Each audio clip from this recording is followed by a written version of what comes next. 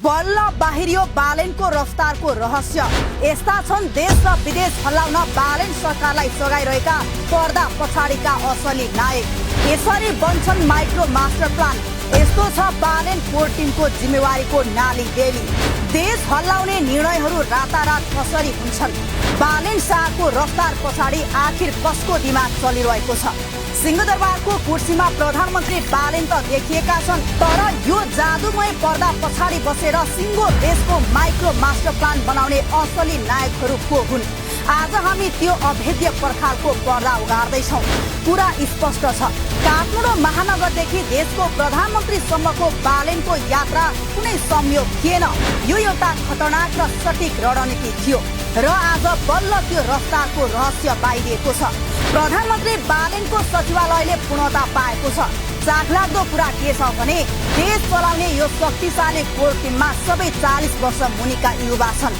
जम्मा 26 सदस्यीय टिम, जसमध्ये 14 जना नयाँ अनुहार। तर कमान्ड उनीहरूकै हातमा छ, जसले महानगरमा हुँदा बालेनलाई कहिल्यै कमजोर हुन दिएनन्। सुरु गरौँ पर्दा पछाडिका मुख्य रणनीतिकारबाट।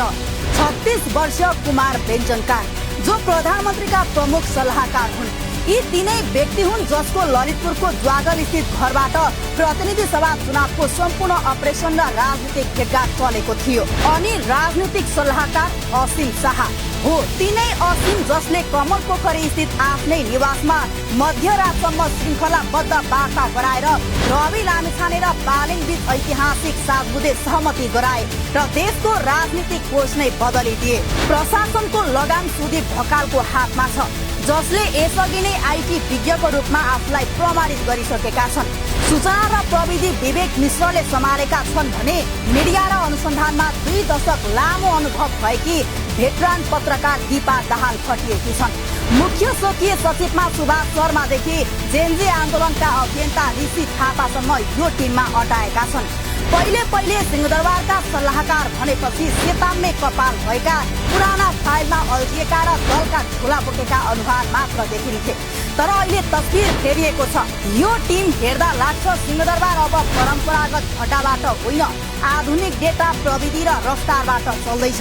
निजी सचिवालयको नेतृत्व गरिरहेका युवा सहसचिव प्रदीप परियार यसको जिउँदो प्रमाण हुन्। महानगरको प्रमुख प्रशासकीय अधिकृत हुँदादेखि नै बालेनसँग मिलेको उनको ट्युनिङले अब देशको सिङ्गो कर्मचारी तन्त्र हाँक्दैछन्। यो कुनै सामान्य राजनीतिक टिम होइन, यो देशको भविष्यलाई नयाँ ट्र्याकमा कुदाउने नयाँ इन्जिन हो।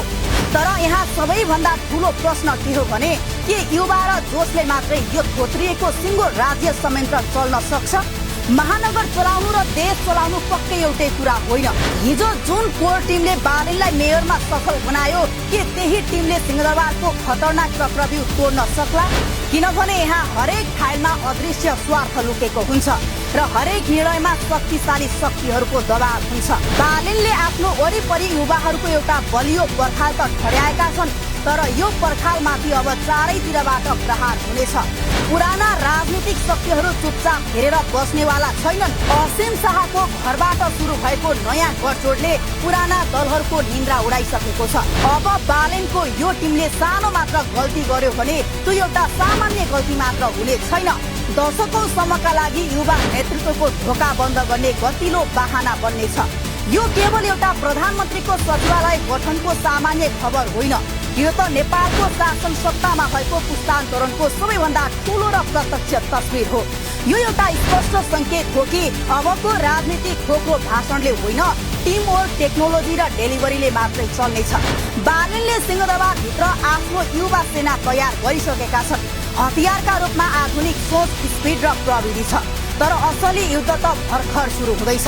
हेर्नु यो छ कि यो कोर टिमले पुरानो व्यवस्थाको जरा उखेलेर नयाँ इतिहास रच्नेछ या सिंहदरबारको त्यही पुरानो जालोमा आफै फस्नेछ।